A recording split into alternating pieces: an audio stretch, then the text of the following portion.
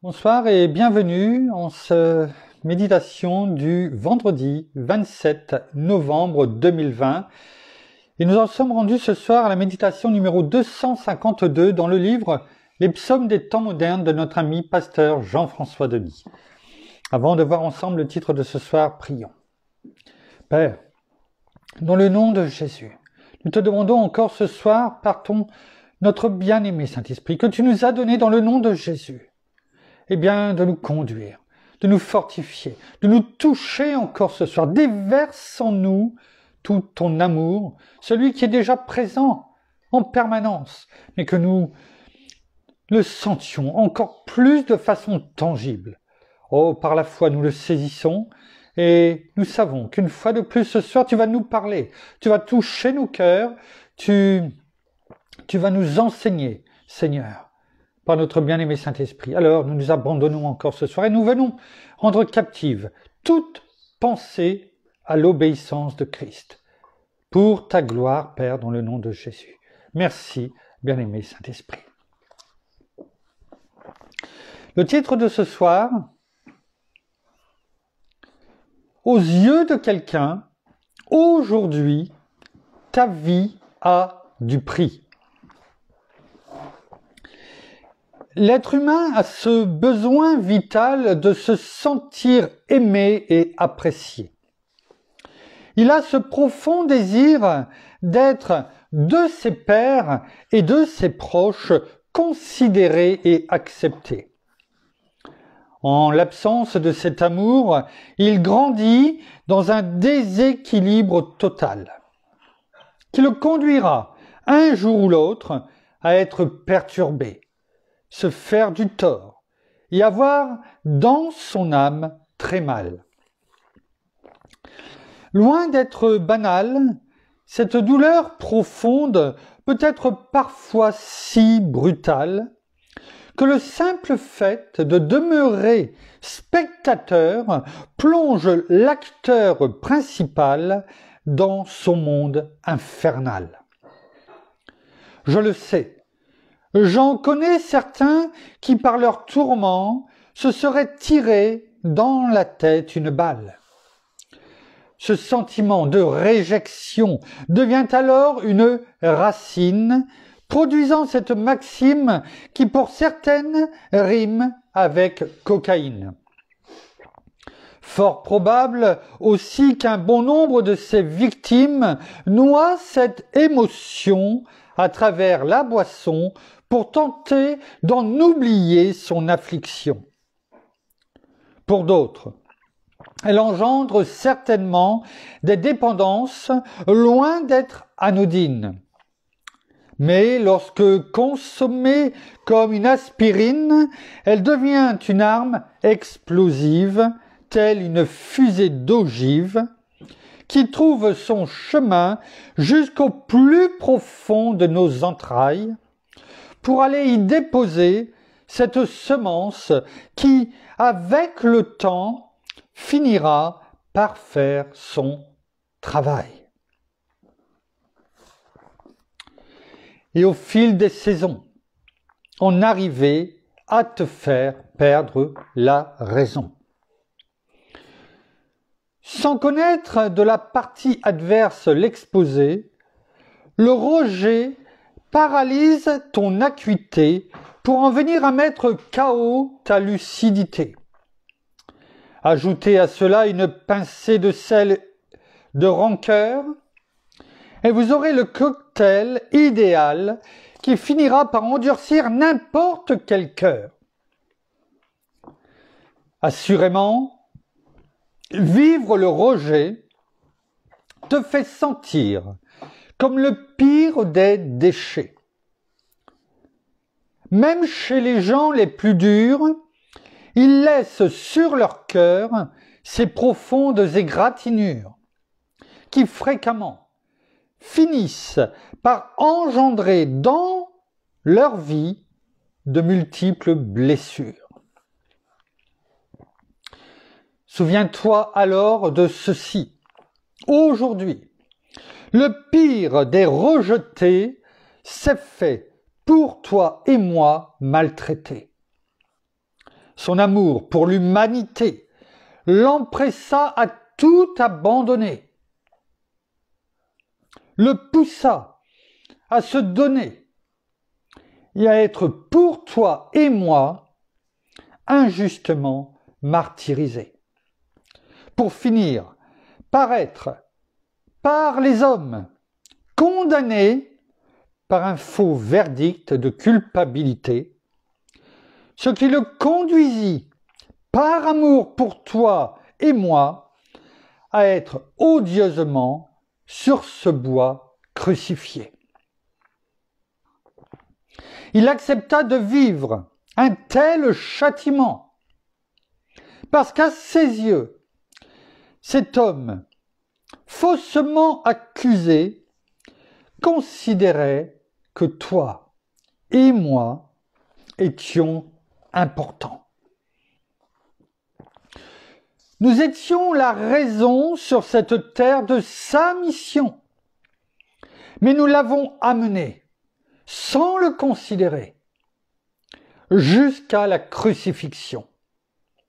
Alors, sans ne rien dire, lui, cet être divin que nous avions rejeté, poussé par cet amour pour nous, accepta le châtiment réservé à un condamné.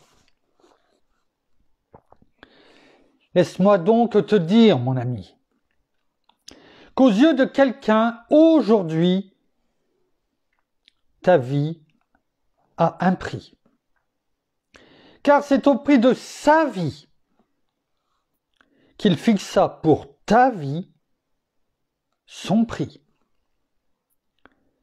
Donc, personne ne peut racheter ta vie, même celui pour qui le crédit serait infini. Car sa vie, donnée pour sauver nos vies, n'a ici-bas aucun égal en termes de prix. Parce qu'aucune personne, ni même aucun autre Dieu, avec un petit d, sur la terre et dans les cieux, ne peut arriver à rivaliser avec l'ultime prix payé pour toi et moi par notre Seigneur Jésus-Christ. Tu es sa création. C'est pourquoi, par le moyen de la rédemption, il accepta que tu portes en toi son nom. Tu as à ses yeux une merveille et une incontestable beauté. Car la Bible nous dit que c'est à son image que nous avons tous été créés. Tu peux peut-être, ici-bas, te sentir quelquefois de certains rejetés. Mais sache que c'est au prix de sa vie qu'il t'a racheté. Tu es maintenant du Père héritier et du Fils co-héritier. Tu as à ses yeux du prix et de la valeur. C'est pourquoi pour ta rançon, Dieu a envoyé ce qu'il avait de meilleur. Tu es choisi par le Père, saint et bien-aimé. Tu es avec l'Éternel par Jésus réconcilié. Tu es donc un fils du Très-Haut. Et ta résidence permanente est auprès de lui, là-haut. Tu es une nouvelle création. Du Saint-Esprit, tu es le temple. Et sur cette terre, l'habitation. Tu es un membre important de son corps. Et s'il vit en toi, c'est donc de dire que de ce monde, il te rend encore plus fort. Tu es juste et saint.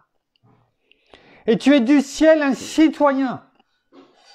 Le diable ne peut plus te toucher, car de Dieu, de nouveau, tu es né. Tu n'es de cette terre qu'un étranger. Ta maison véritable est avec lui, dans les lieux élevés, où pour l'éternité, tu vivras à ses côtés. Oui, c'est vrai. Tu peux parfois ici-bas te sentir des autres repoussés. Mais sache que là-haut, tu es véritablement considéré. Car pour toi, Jésus a accepté de tout quitter. Certainement, en obéissance à son Père, mais aussi par amour pour l'humanité. Et à ce que je sache, tu fais partie de cette race que nous retrouvons à travers le monde entier.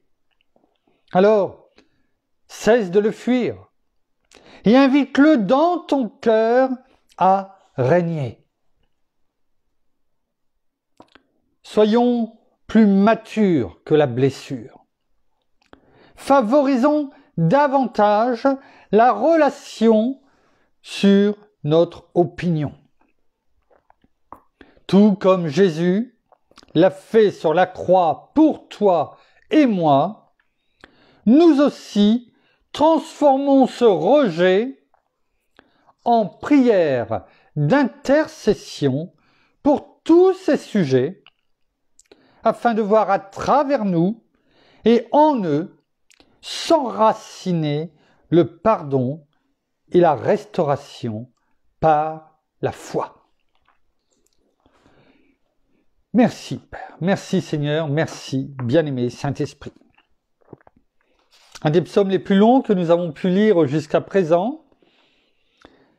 Et il y aurait tellement bien sûr de thèmes, bien sûr beaucoup que nous avons pris, sur lesquels nous pourrions partir, mais aujourd'hui, voilà, le titre aux yeux de quelqu'un aujourd'hui, ta vie a du prix. Nous l'avons lu, nous le savons auprès de qui?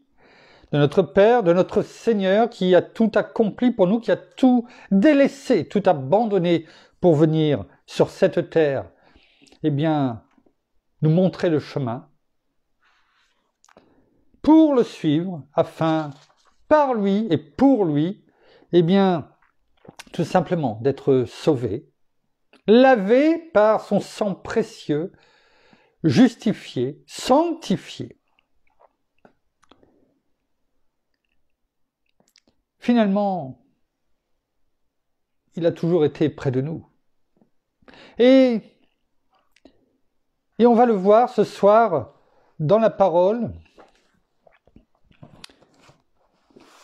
Et on va remonter pratiquement tout au long de cette méditation, bien loin, tout au début pratiquement, dans le livre de l'Exode, parce que finalement, on s'aperçoit qu'il a toujours été près de nous. Il a toujours voulu garder ses enfants, son peuple en premier, qu'il a choisi délibérément. Et à qui nous appartenons aujourd'hui, le peuple de Dieu. Nous sommes un seul corps, une seule Église. À partir du moment où nous avons accepté Jésus comme Seigneur et Sauveur de nos vies. N'oublions pas, on l'a déjà dit bien souvent, nous sommes greffés sur l'olivier verdoyant, sur l'olivier franc, qui représente le peuple de Dieu. Et c'est important. Et c'est pourquoi tout ce que nous lisons, tout ce que notre Père, par notre bien-aimé Saint-Esprit, dans le nom de Jésus, nous enseigne, à chaque fois que nous ouvrons la parole de vérité, eh bien, il nous montre, finalement, bien qu'il a toujours été là et qu'il veut toujours nous guider. Alors, Pasteur Jean-François nous a laissé ce soir une référence qui se trouve dans Deutéronome, Deutéronome, chapitre 31, verset 8. Il est écrit: l'Éternel... Alors, ce sont quand même le contexte, c'est les dernières paroles de Moïse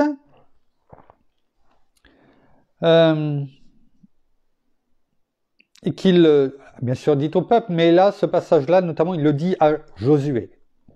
Chapitre 31, Deutéronome, verset 8. « L'Éternel marche lui-même devant toi. Il sera lui-même avec toi. Il ne te délaissera pas. Il ne t'abandonnera pas. Sois sans crainte et ne t'épouvante pas. » Je pense que Josué devait être partagé, non pas par rapport à l'amour que l'Éternel, notre Père, portait sur lui. Ça, il n'en avait aucun doute, j'en suis persuadé. Mais partagé dans le fait que c'était bien les dernières paroles que Moïse, avec qui ça faisait déjà plus de 40 ans qu'il était avec lui. Plus la période avant qu'il parte, je dirais, et qu'il sorte de l'Égypte. 24 heures sur 24, pratiquement. Et le flambeau lui était passé, mais il savait qu'il allait devoir continuer sans Moïse. Et il avait vu avec Moïse tout ce que l'Éternel avait fait. Alors, c'est, oui, des responsabilités, ça devait être une joie quand même, parce que pendant 40 ans, il avait appris aux côtés de Moïse. Il avait vu tout ce qui s'était passé. Mais d'un autre côté, il devait se dire, je vais être tout seul, entre guillemets, humainement parlant, même s'il y avait des millions de personnes. Je vais devoir continuer sans toi, Moïse. Et je pense que, j'en suis sûr, l'Éternel, si notre Père a donné ces paroles pour Josué, c'était pour le rassurer, pour le fortifier. Mais c'est également à nous qu'il nous dit cela. Tu n'es jamais seul. Ne l'oublie pas, tu es enfant de Dieu. Je suis toujours là. Notez la forme, la structure de cette phrase, de ce verset. On commence par le présent. Même si cela s'est passé il y a plus de 3400 ans, notre Père nous dit ce soir encore, « L'Éternel, je marche moi-même devant toi. » Comme il le disait à Josué. Mais aussi dans le futur. Comme il est dit, « Il sera lui-même avec toi, il ne te délaissera pas. » C'est-à-dire, là, il est avec toi, présent. Il est avec nous, présent, c'est ce qu'il est dit là. Josué, oui, je ne vais plus être avec toi, mais l'Éternel marche lui-même devant toi. Il est là, devant, à tes côtés. Même si je ne suis plus là, il est là avec toi. Il ne m'est pas approprié. C'est ce que voulait dire Moïse. Ce n'est pas moi qui ai l'exclusivité de Dieu. Ce sont ses enfants. Ce message nous parvient aujourd'hui. Et comme depuis hier, nous ne sommes plus sourds à ce que nous entendons, ni bouchés à l'émery, eh bien, nous entendons cette voix qui nous parle. Voilà ce que nous dit notre Père. Je suis avec toi. Je marche devant toi. Je suis à tes côtés. Mais pas que là, maintenant, pour cette soirée. Non. Il sera lui-même avec toi, il ne te délaissera pas, il ne t'abandonnera pas. C'est le futur. C'est-à-dire que continuellement, je serai avec toi, Josué. Continuellement, je serai avec toi, mon fils, ma fille. En permanence. Et le verset se termine à nouveau par du présent. Parce qu'il y avait besoin d'asseoir tout ce qui avait été dit. Et il termine en disant « Sois sans crainte et ne t'épouvante pas ». Parce qu'il savait que il allait sûrement se retrouver dans un moment où il allait se retrouver sans Moïse et avoir cette impression qu'il est tout seul. Pourquoi? Parce que tant qu'il voyait Moïse, il savait que Dieu était là. Il le voyait sur son visage, rappelons-nous. Moïse parti, il devait vivre par la foi. Parce qu'il ne voyait plus, à travers Moïse, l'Éternel, notre Père. C'est ce qui nous est demandé.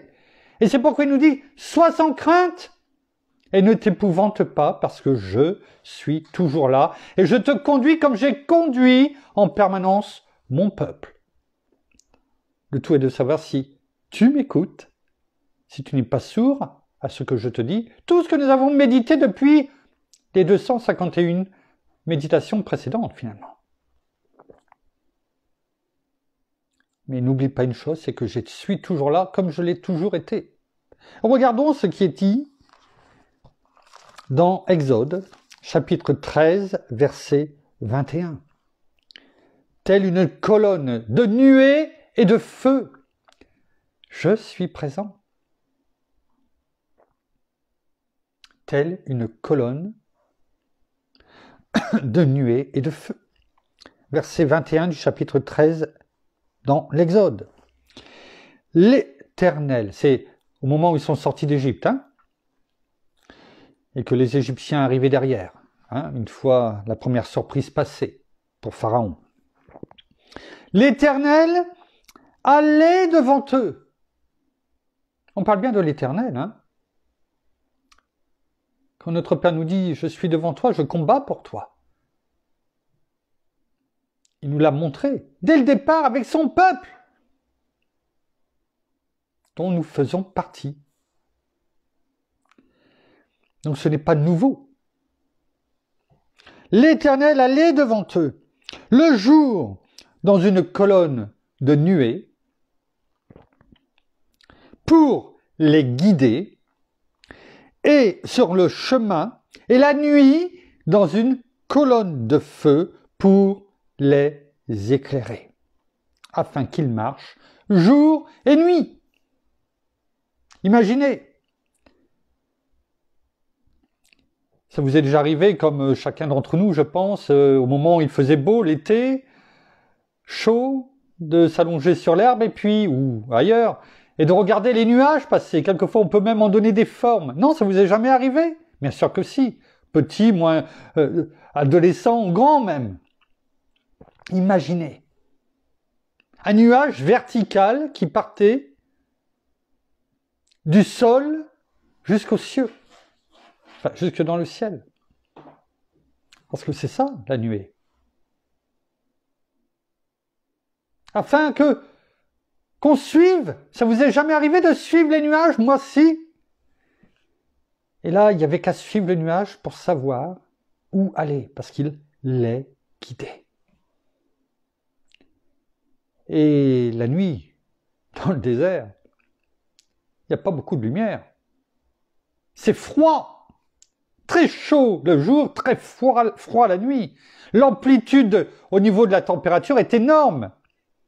Il ne voit rien. Et là,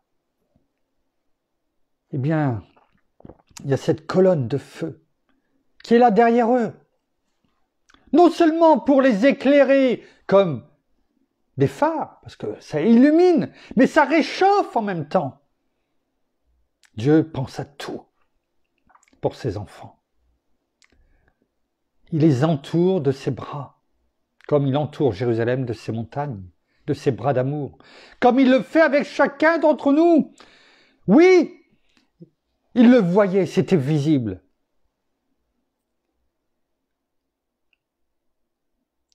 Et à partir, c'est vrai, de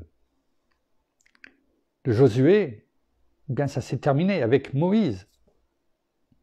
Mais cela ne voulait pas dire que ce n'était plus le cas.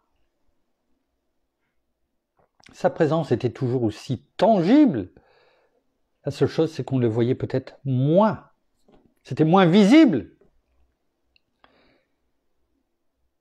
Et le peuple a vu 40 ans pour se préparer, pour comprendre, pour vivre à travers tous ces miracles, ces prodiges et tout ce qui s'était passé, pour comprendre qu'il ne suffisait pas d'avoir quelque chose de visible pour savoir que Dieu était là. Et c'est ce qu'il nous dit aujourd'hui. Tu n'as peut-être pas une nuée devant toi, une colonne de feu derrière toi, mais cela ne veut pas dire pour autant que je ne suis pas présent. Et on y reviendra tout à l'heure.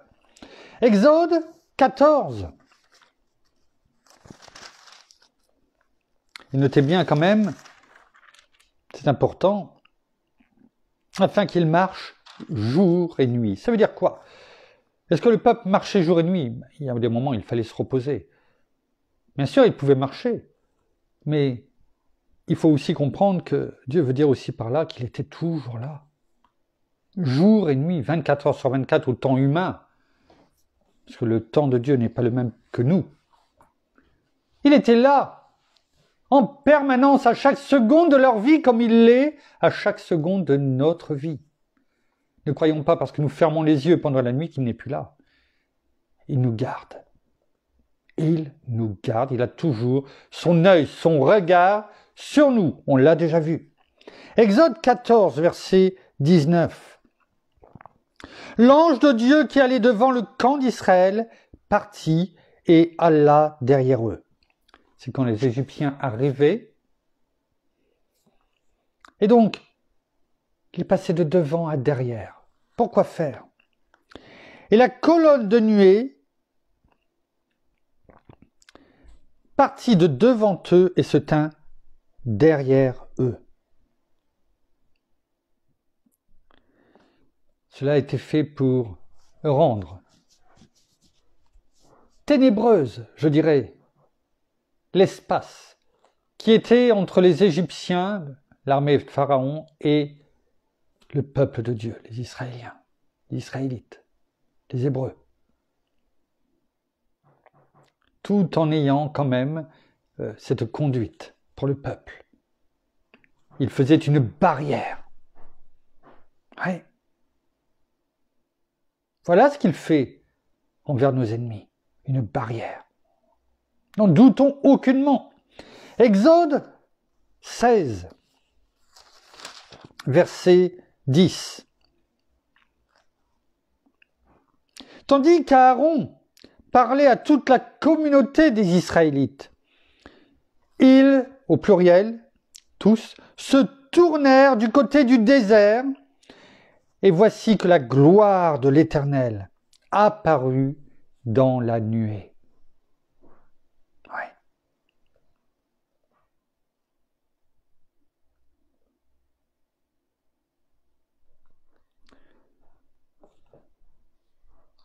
À ce moment-là, les Israélites murmuraient beaucoup. Et à ce moment-là, et on le voit dans les versets suivants, on ne va pas les prendre, mais l'Éternel parla à Moïse en disant « J'ai entendu tous ces murmures. » L'Éternel est toujours devant nous, notre Père est toujours devant nous.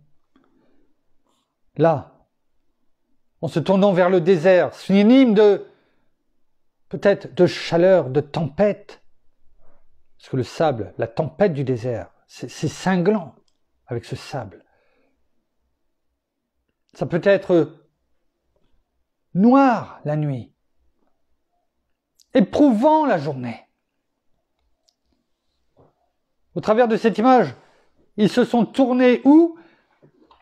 Vers notre Père, vers l'Éternel qui était là devant eux en regardant vers le désert.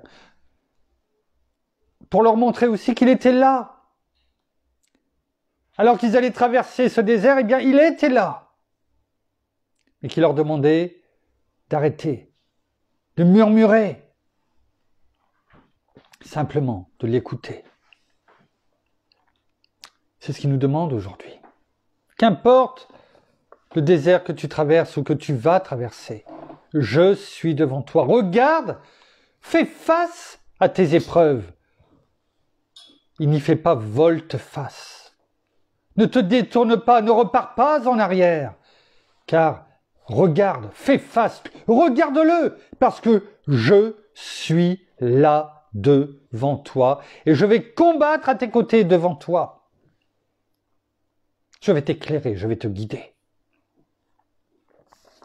Exode, chapitre 33, verset 9. Lorsque Moïse entrait dans la tente, vous savez, la tente de la rencontre, qui était dans le désert, qui démontait à chaque fois qu'il partait et qui remontait. La colonne de nuée descendait et s'arrêtait à l'entrée de la tente, et l'Éternel parlait avec Moïse. Il y a des moments où il faut s'arrêter. Notre Père nous conduit dans sa nuée, comme il le faisait là par sa nuée, par la colonne de feu, mais il y a des moments où il fallait s'arrêter. Est-ce que cela voulait dire qu'il ne conduisait plus personne? Non. À ce moment-là, peut-être qu'il faut un temps de repos, de communion. Tout comme Moïse entrait dans la tente, même si Aaron ne pouvait lui rentrer qu'une fois par an, Moïse pouvait y rentrer à tout moment, à partir du moment où Dieu voulait lui parler. Il y avait un moment où il fallait du repos. Et à chaque étape, même si c'est un moment d'arrêt, peut-être forcé quelquefois, eh bien Dieu était toujours présent et venait envahir sa maison. Exode 40, verset 36. Quand la nuée s'élevait de dessus le tabernacle, les Israélites partaient à chacune de leurs étapes. C'est Dieu qui dirigeait leur chemin. Et c'est glorieux, parce que c'est lorsque la nuée s'élevait de dessus le tabernacle, eh bien que l'heure du départ était arrivée, était sonnée. Est-ce que, lorsqu'il est bon d'aller quelque part, nous regardons si c'est le moment et si c'est bien l'endroit où notre Père veut que nous allions? Est-ce qu'il nous a donné le feu vert? À cette époque-là, il n'y avait pas besoin de feu vert, de feu rouge. Ils étaient guidés. Et ils marchaient, et le temps était conduit par cette nuée. Alors, certains, je les entends dire peut-être d'ici, oui, c'était peut-être sûrement même plus facile. On savait où aller, quand partir, quand s'arrêter.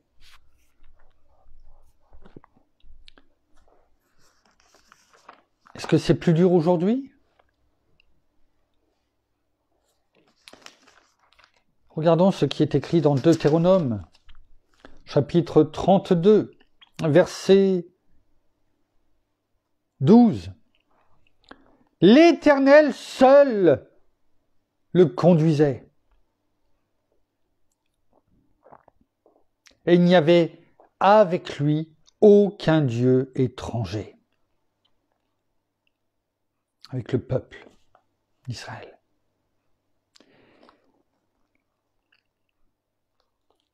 Est-ce que nous sommes conduits simplement par l'Éternel? La question est posée parce que c'est ça. Est-ce que c'est simplement notre Père, notre Seigneur, notre bien-aimé Saint-Esprit qui nous conduisent? Est-ce que l'on peut dire qu'il n'y avait aucun autre Dieu avec un petit d, aucune autre, comment dirais-je, Dieu de ce monde? Et on ne va pas les énumérer, on l'a suffisamment fait au cours de toutes ces méditations. Ce n'est pas forcément un Dieu fait de plastique qui ne sert à rien et qui ne ressemble à rien. Ce n'est pas les musiques mondaines, les rituels de soirées bien arrosées, les séries télévisées qui, en fait, nous attirent à vivre comme le monde. C'est ça, tous ces dieux. Ne nous y trompons pas. Ouais. Est-ce que l'on peut dire que seul l'Éternel nous conduit? Et pourtant, c'est ce qu'il veut. C'est ce qu'il souhaite ardemment, parce qu'il a donné son Fils unique. Pour cela, ne l'oublions pas. Il l'a regardé, marcher, tout comme il nous regarde nous. Il l'a vu se faire martyriser, frapper, humilier, souffrir. Est-ce que, en tant que parent, on serait capable de le supporter? A-t-il crié stop? Il aurait pu. Et des myriades, des millions et plus d'anges seraient venus tout arrêter. Mais aujourd'hui, nous serions perdus éternellement. Éternellement. Alors il a préféré détourner son regard pour nous sauver.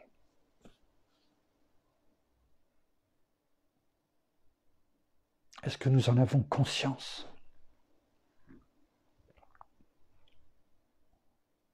Il est toujours avec nous. Il est toujours avec nous. On a vu tout à l'heure ce qui avait été dit dans Deutéronome 31, verset 8. Il l'a dit à Josué au travers de Moïse. C'est Moïse dans ses dernières paroles qui disait, et on va prendre la dernière partie de ce verset, « Sois sans crainte et ne t'épouvante pas. » On a dit ce qu'il disait, Moïse disait à Josué, enfin l'Éternel disait à Moïse et Moïse à Josué. Et lorsque Josué, une fois que Moïse était monté sur le mont Nebo, comme Dieu lui avait dit d'aller pour s'endormir, on n'a jamais retrouvé son corps. Il dit que Satan et l'ange de l'Éternel se sont disputés le corps de Moïse. Ouais. Satan voulait sûrement faire son emblème, mais bien entendu, il n'a pas eu le dernier mot. Mais il est noté dans ce premier chapitre de Josué, quand Josué était après la mort de Moïse à la tête du peuple. Eh bien, dans Josué 1, verset 9, qu'on connaît par cœur, Dieu lui-même vient parler à Josué et lui rappelle ce qu'il avait dit à travers de Moïse. Il lui dit, ne t'ai-je pas donné cet ordre? Il lui a donné cet ordre un peu avant, par Moïse. Ne t'ai-je pas donné cet ordre? Fortifie-toi et prends courage. C'est ce qu'il a dit. Sois sans crainte et ne t'épouvante pas. Fortifie-toi et prends courage. Ne t'effraie pas et ne t'épouvante pas. Il lui rappelle. Et il lui rappelle pourquoi. Il ne doit pas être dans la peur, dans l'épouvante.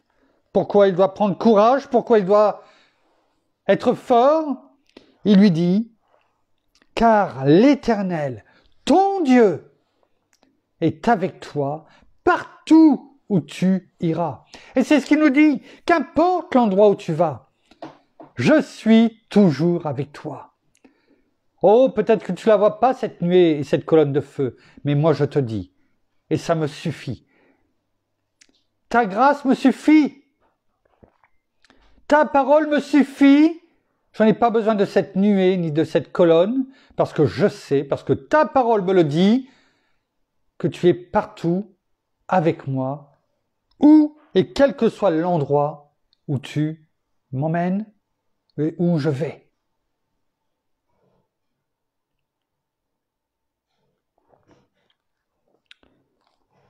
Est-ce qu'aujourd'hui, nous sommes moins favorisés que le peuple d'Israël qui avait cette nuée devant et cette colonne de feu derrière? Est-ce que Dieu est moins présent dans nos vies? Regardons ce qui est écrit dans Jean 14, versets 15 à 18. Ce sont les paroles de notre Seigneur Jésus. Et regardez ce qu'il promettait déjà. Si vous m'aimez, vous garderez mes commandements.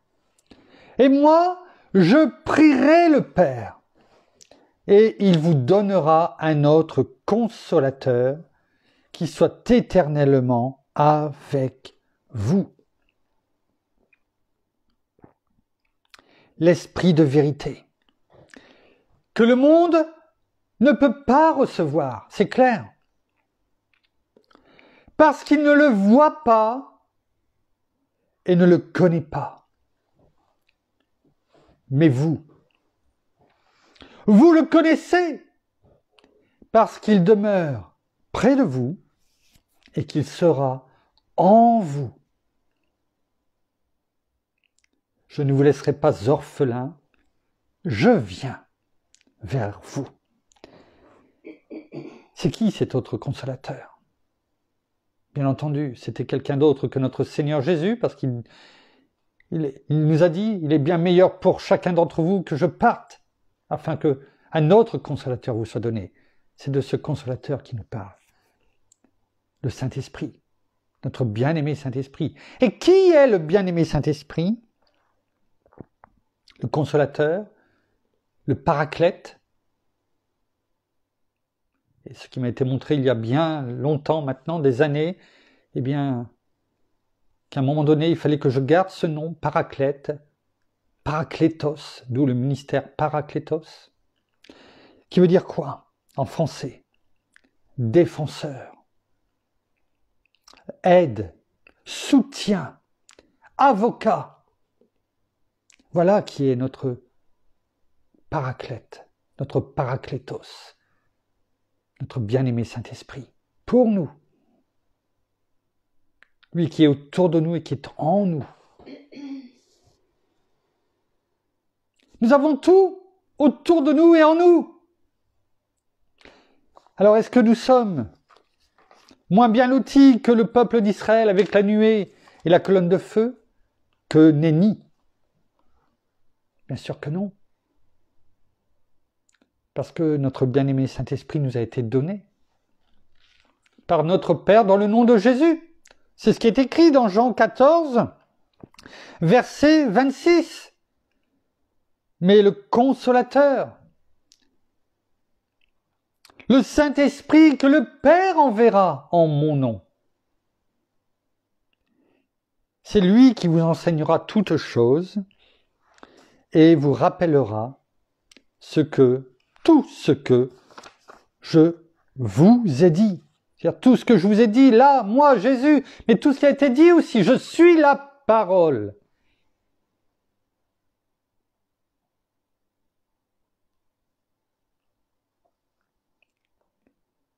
Qu'est-il dit dans 1 Corinthiens 3, verset 16? Ne savez-vous pas que vous êtes le temple de Dieu et que l'Esprit de Dieu habite en vous? Alors, on a vu au début de cette méditation ce qu'était la nuée, ce qu'était la colonne de feu. On s'est dit, il le voyait, c'était super, c'était formidable. Il les éclairait, il les guidait. Mais la parole nous dit, ne savez-vous pas que vous êtes le temple de Dieu et que l'Esprit de Dieu habite en vous?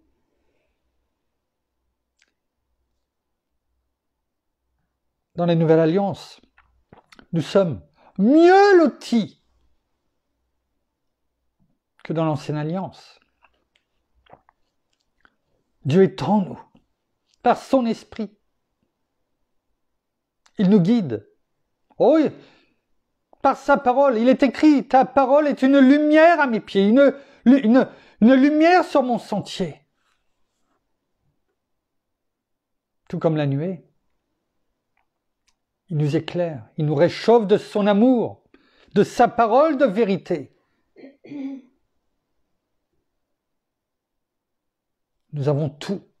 Et le Saint-Esprit est là pour nous enseigner toutes choses et pour nous rappeler tout ce que notre Seigneur a à nous dire.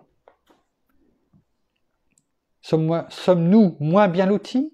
Non. Non.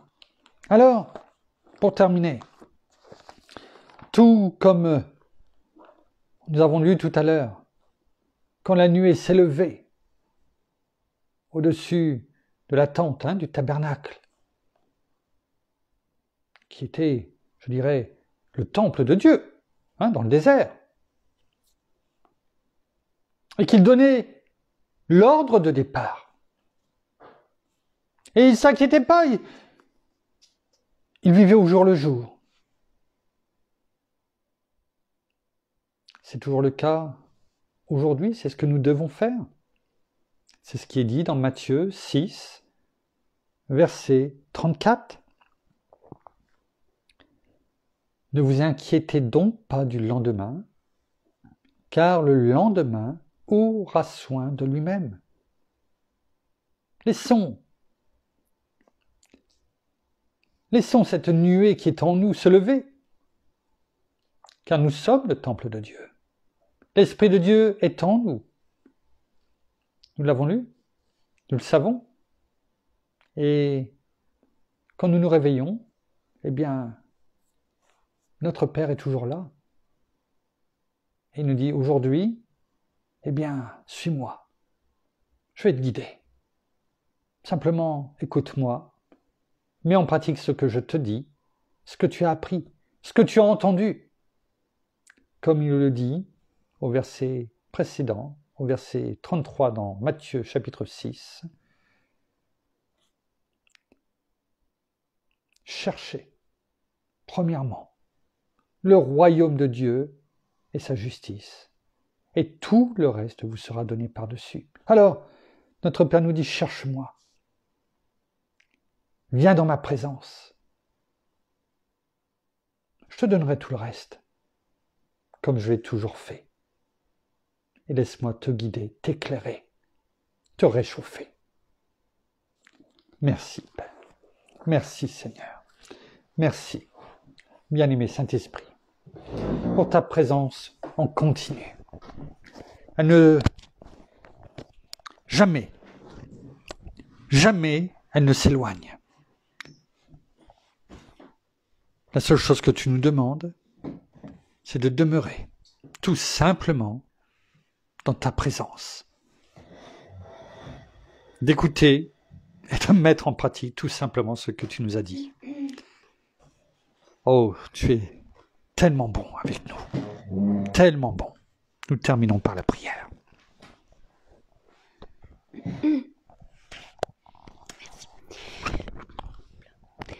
Merci Seigneur encore, ce soir pour ta parole. Merci encore pour cet enseignement. Merci parce que tu nous donnes ta parole qui nous apaise, qui nous fait du bien, qui nous construit, qui nous fait avancer sur ce chemin, qui nous amène à être plus présents avec toi et d'avoir cet amour dans nos cœurs et dans nos vies.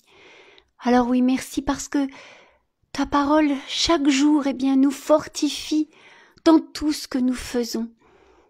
Elle nous encourage, même dans les moments les plus difficiles, dans les tempêtes de nos vies, dans nos contrariétés, dans nos soucis.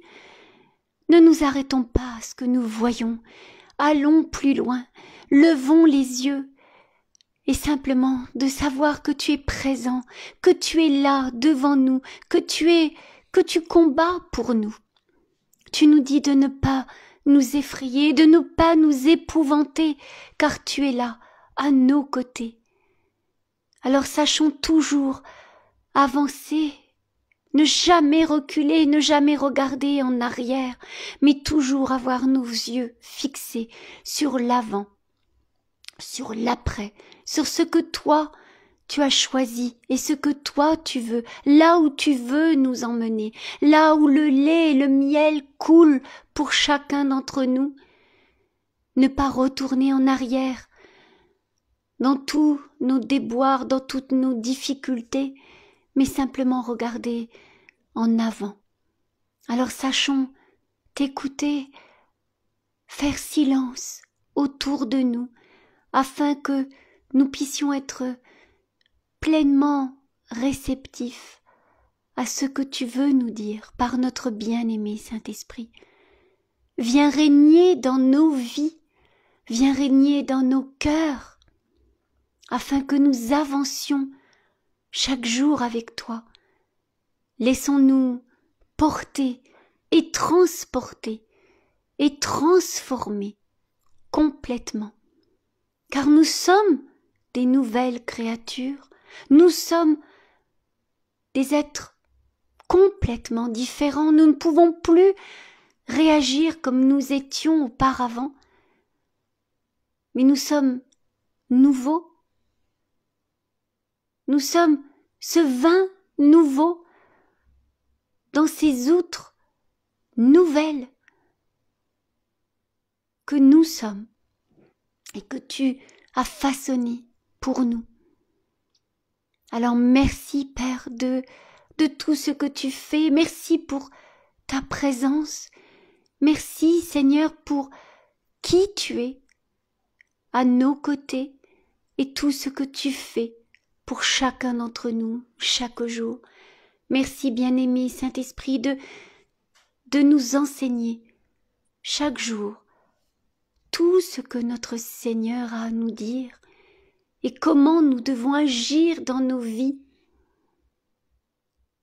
Alors oui, soyons vraiment ces enfants obéissants et laissons-nous vraiment façonner par toi.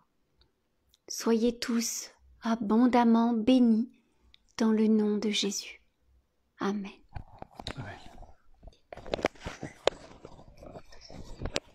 Voilà, ainsi s'achève la méditation de ce soir. Nous vous bénissons de toutes les bénédictions spirituelles dans les lieux célestes en Christ. Nous saluons bien sûr, comme à l'accoutumée, tous nos amis au Québec, au Canada, en francophonie, à Paris. Nous pensons à vous en tout cas au quotidien. Pardon. Nous vous souhaitons à toutes et à tous une très bonne fin de journée, très bonne soirée, un bon appétit pour d'autres et une bonne nuit. Nous vous donnons rendez-vous demain.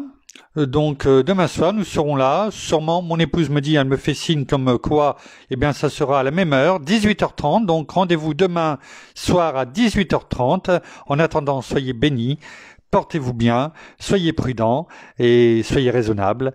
Et à demain. Au revoir.